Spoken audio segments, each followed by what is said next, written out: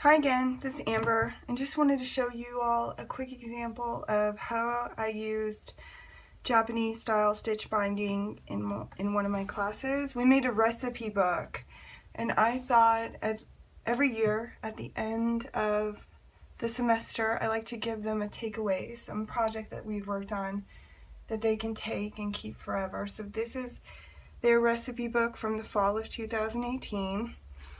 And as you can see, it's very simple. I did have it printed in color, but nothing was typed. I just had them design a page and bring in pictures of their family and handwrite their recipes with a short story introducing the recipe. So I had it printed in color, I had it double-sided, but other than that, I didn't really do anything with it.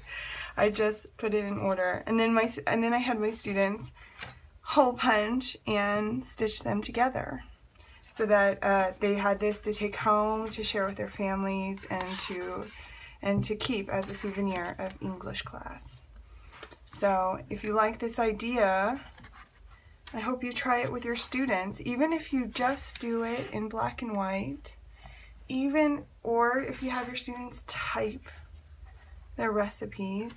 It's a great thing to do with any level of English, any level of class. So that's how I use Japanese stitch binding with my students. Thanks.